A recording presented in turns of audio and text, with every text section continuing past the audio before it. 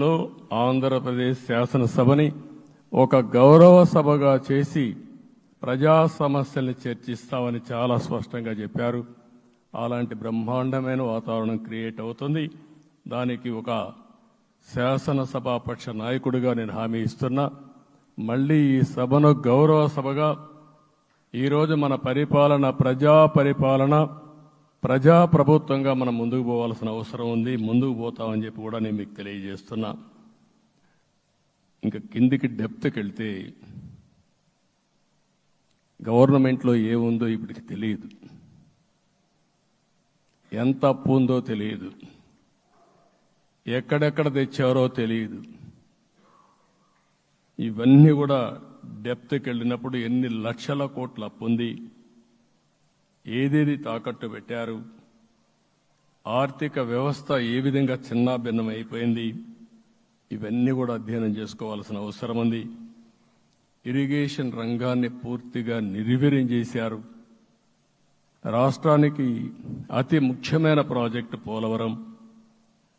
కేంద్రం క్లియర్గా పోలవరానికి సహకరించారు. నాకు ఇప్పుడు కూడా జ్ఞాపకం ఉంది, 2014 కంటే ముందు నేను ముఖ్యమంత్రి అయ్యాను, ఎంపికయ్యాను, ఢిల్లీకి వెళ్ళాను. ఢిల్లీకి వెళ్ళినప్పుడు 7 మండలాలు తెలంగాణలో ఉన్నాయి. పోలవరం ముంపుకు గురి 7 మండలాలు తెలంగాణలో ఉన్నాయి. ఆ 7 మండలాలు అక్కడుంటే జూన్ 2వ తారీఖున నోటిఫికేషన్ వస్తే ఆ తర్వాత తెలంగాణ అనుమతి ఉంటే తప్ప, పునరావాసానికి ఒప్పుకుంటే తప్ప మనం పోలవరం కట్టే పరిస్థితి లేదు. ఆ రోజు రాజ్నాథ్ సింగ్ గారు పార్టీ అధ్యక్షుడు.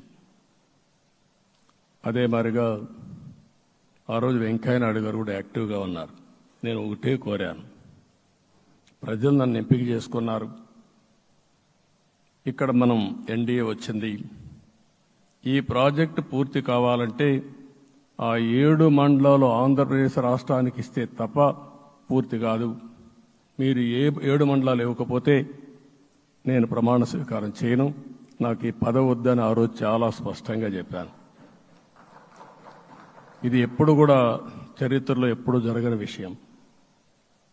ఆ రోజు ప్రధానమంత్రి గారు నరేంద్ర మోడీ గారు ఇవన్నీ ఆలోచించి ఫస్ట్ క్యాబినెట్ మీటింగ్లో పెట్టి ఒక ఆర్డినెన్స్ ఇచ్చి ఆ 7 మండలాలు ఆంధ్రప్రదేశ్కి ఇచ్చి తర్వాత పార్లమెంట్ సమావేశాలు పెట్టుకున్నారంటే అది ఒక చరిత్ర. అంటే ఆ రోజు కానీ కేంద్రంగాన 7 మండలాలు ఇవ్వకపోయుంటే పోలవరం ప్రాజెక్టు ప్రారంభమయ్యేది కాదు.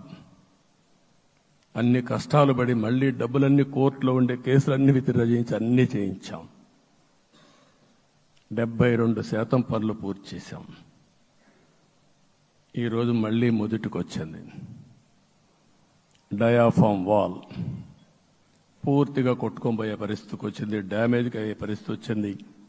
ఎక్కడుందో తెలియని పరిస్థితి. మళ్లీ కేంద్ర సహకారంతో రాష్ట్రానికి అతి ముఖ్యమైన ప్రాజెక్టు పోలవరం, దీన్ని పూర్తి చేసే బాధ్యత, దీన్ని పూర్తి చేసి నదుల అనుసంధానం చేసి మన అందరం ప్రతి ఒక్క ఎకరాకు నీళ్లు ఇవ్వగలిగితే దానికంటే బ్రహ్మాండమైన కార్యక్రమం ఏమీ ఉండదు. వ్యవసాయ రంగం స్టెబిలైజ్ అవుతుంది.